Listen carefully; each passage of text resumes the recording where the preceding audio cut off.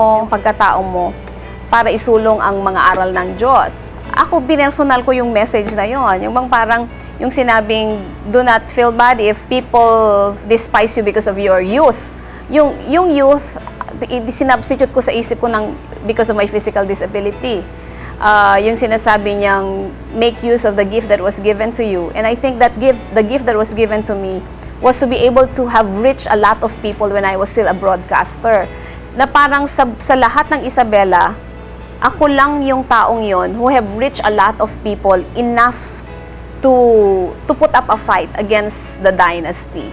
Yung ganon. So sabi niya, huwag mong ini-neglect the spiritual gift that is given to you because if you make use of that, you will be helping not only yourself but others. Umiyak na ako ng umiyak dahil bakit ganon? Parang nakasentro sa akin. Umiyak ako ng umiyak because it was like a power that was telling me what I have to do, and it was a power that I cannot resist. It was tears of resignation na parang mahirap, hindi ako dapat, hindi ko kaya, pero wala na akong magagawa. So nagulat ang nanay ko, nagulat ang mga kapatid ko when I went out of my room at about 10:30 at night and told them na magfa-file ako ng aking certificate of candidacy. That was a one defining moment actually. Sa katotohanan na alam kong ang ginagawa ko ay tama. Kasi doon ako natuto yun ang alam kong totoo na kung tama yung ipinaglalaban mo, bakit ka matatakot? 'Di ba? Dapat ang natatakot yung mga gumagawa ng masama. Kung sino pa yung mamamatay tao, kung sino pa yung kurakot sa gobyerno, kung sino pa yung gumagawa ng kailegalan, sila pa yung tatapang-tapang. 'Di ba? Wala silang karapatan. Dapat, kung sino yung mga taong nagsusulong sa tama, sila yung matapang kasi wala silang itinatago. Walang maibabalik sa kanila, walang maibabalandra sa kanila. So I think that has always been the source of my strength, the knowledge that what I'm doing is the right thing. Because you are aligned with what He wills.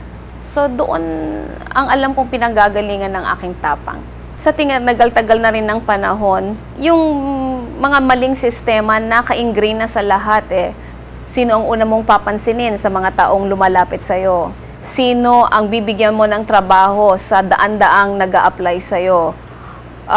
Hindi na ang tinitignan ay kung ano yung qualifications ng tao, kundi may naibigay ba siya sa'yo. Hindi man pera, kundi boto. Yun.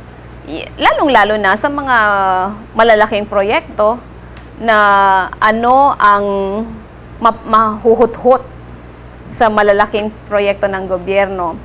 Ang nakikita ko kasing cause ng corruption ay kung ang mga tao live beyond their means, especially government officials.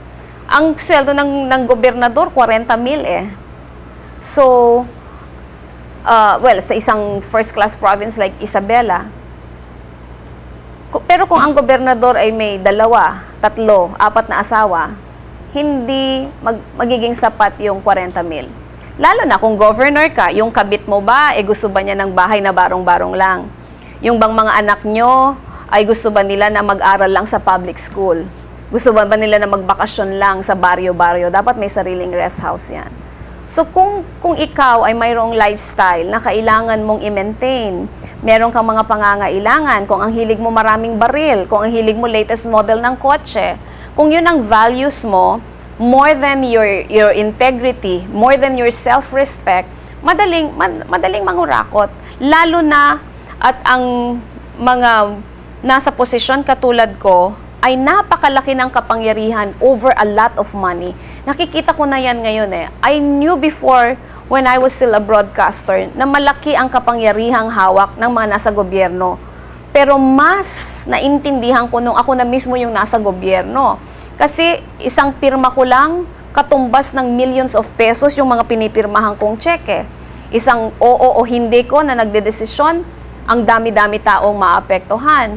So it's such a big power na you can either use it for good or for bad.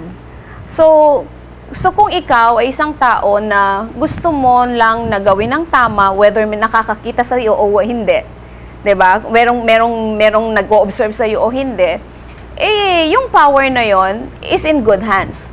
Pero paano kung yung power na 'yon ay mapunta sa mga tao na maluho maraming pamilya, may hilig na masyadong mahal, matetempt sila na pakialaman yon. Matutukso sila na gamitin yon sa hindi tamang paraan.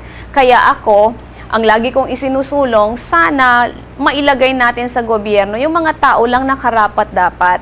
Dahil pag nilagay mo na sila dyan, hindi mo na sila kailangang tutukan para sabihin, tama ba ang kanyang ginagawa? Lalo na kung ilalagay mo dyan, ang feeling nila ng accountability nila, first and foremost, is not to people but to their God.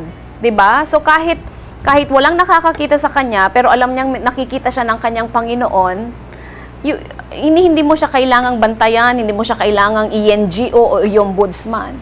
Pero kung yung mga tao na makalusot at makahawak ng posisyon sa gobyerno ay mga taong akala nila palabigasan ang pamahalaan, akala nila pwede nilang gastusin lahat kapag halalan pambili ng boto dahil bawing-bawi naman sila kapag naiboto sila. Yun ang mga mapanganib na taong ilagay sa gobyerno. Kaya dapat tayong mga Pilipino, mag-ingat tayo sa mga taong nilalagay natin sa gobyerno. Dahil mapupunta sa kanila kaysa sa atin na mga mamamayan ang perang dapat sana para sa lahat. Ang weteng magmula nung ako ay naupo bilang governor ay alam ng aking mga kababayan na ako ay laban dito. Sa katunayan lang mga unang buwan ko bilang gobernador ay nagtulungan kami ni Archbishop Oscar Cruz ng Krusadang Bayan laban sa weteng. At tinulungan niya ako na pulungin ang mga pinakamahalagang tao na maaring makatulong sa akin. Sabi namin kahit man lang dito sa Region 2, dito sa ating rehiyon ay maging weteng free. So, nagkaroon kami ng pagpupulong. Pagkatapos ng pagpupulong na yon ay nagkaroon ng press conference. At isa sa mga nabanggit ko na ilang beses ko naman nang binabanggit sa radyo nung ako ay nasa radyo pa, ay yung katotohanan na tumatanggap ang mga mayor at mga chiefs of police. So, I said it very casually because everybody knew in the province na gano'n naman yun eh. Aminado rin